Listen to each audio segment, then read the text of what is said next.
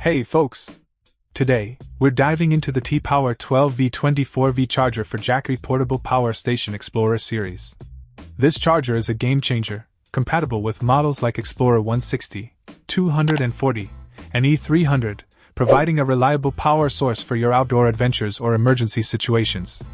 The brand new lithium-ion battery ensures a versatile input voltage range, making it a go-to solution for various Jackery models. I've tested it with the Explorer 160 and 240, and it delivered as promised. The barrel connector makes it easy to use, and the AC 100V 240V input range adds convenience.